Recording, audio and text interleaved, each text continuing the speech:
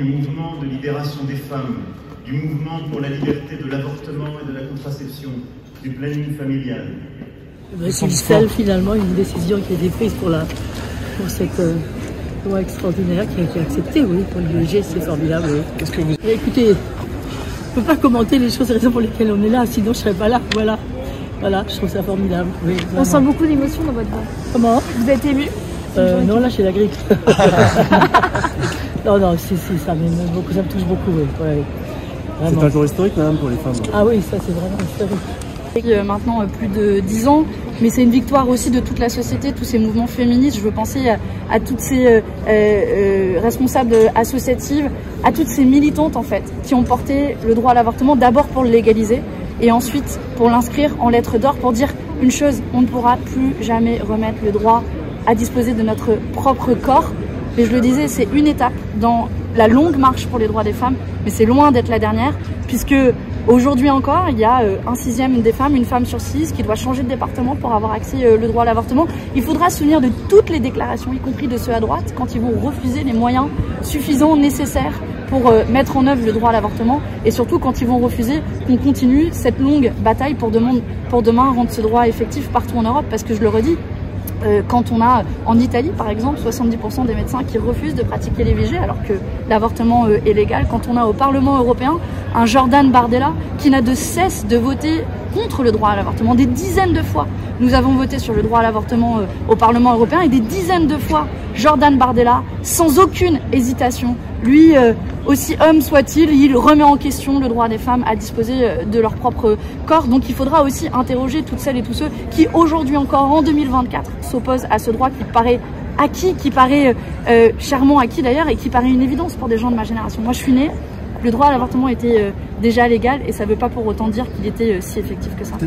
Jordan Bardella, il a toujours pas trouvé le chemin du Parlement européen en l'espace de 5 ans, donc je serais ravie de lui indiquer le chemin vers Strasbourg. Il a déposé en l'espace de 5 ans 21 amendements, quand j'en ai déposé près de 3500 pour des gens qui défendent la valeur travail.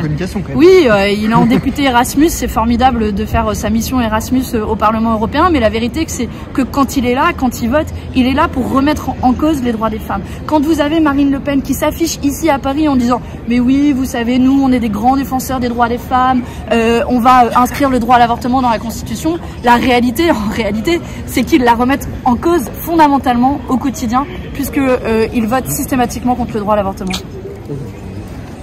Jour historique aujourd'hui? Bien sûr, c'est un jour historique.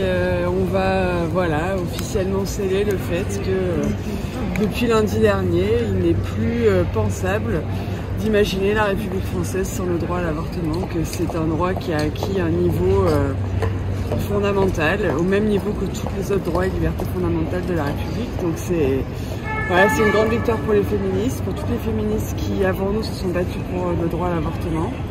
C'est un combat intergénérationnel, le droit à l'avortement, qui traverse les époques, mais aujourd'hui c'est un tournant, puisqu'on n'a pas seulement, renforcé le droit, on a bâti le socle qui permet de dire que c'est fini. Les anti-droits ne pourront plus jamais nous attaquer. Aujourd'hui, le droit à l'avortement est pour toujours protégé en France. Là avait annoncé assez clairement depuis le début, et sans surprise, qu'il était opposé à cette réforme. Ça le regarde.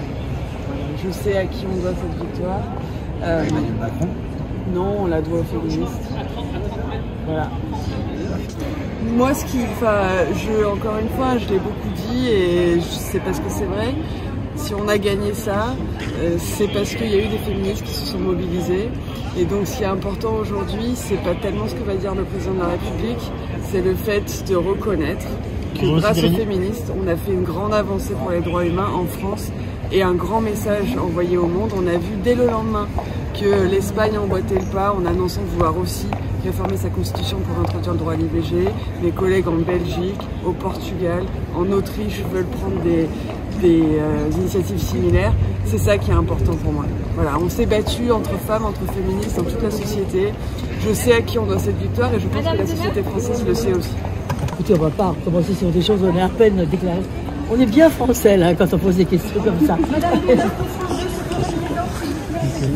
Je crois que c'est un des plus beaux moments de notre vie politique.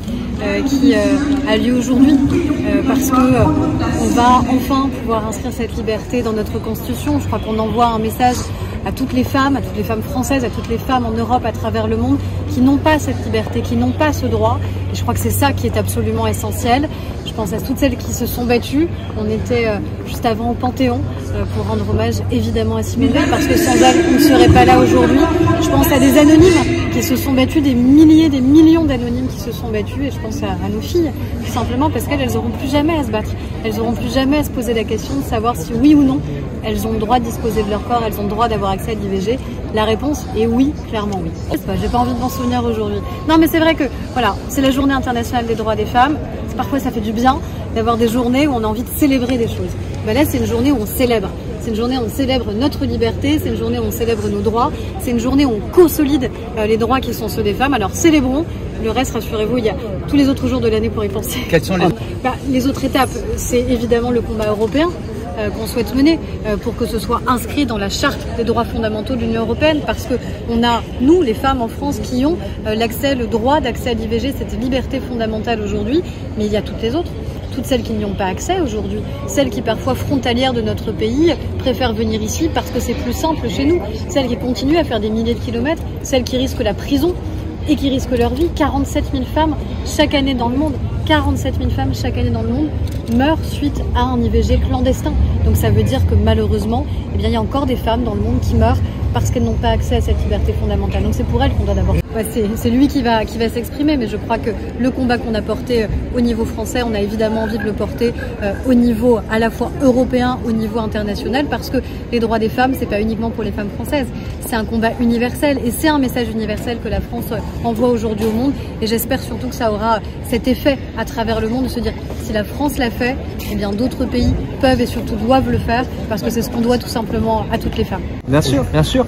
Et le combat, ça doit être le combat d'une société inclusive. Et donc une société inclusive, c'est qu'il n'y ait aucune barrière et aucune porte qui soit fermée, quelle que soit sa situation, qu'on ait un handicap ou qu'on n'ait pas de handicap. Et donc le combat que vous menez, parce que je suis certain que derrière il y a un combat pour pouvoir créer un média, pour pouvoir participer à ces événements, c'est un combat qui est très important, parce que c'est un combat au fond pour des droits universels. Et je pense qu'on peut le dire dans une journée comme celle-là, qui est une journée où la France, en inscrivant la liberté de recourir à l'IVG dans la Constitution, porte le message universel qui a toujours été celui de la France. Donc bravo à vous et continuez le combat.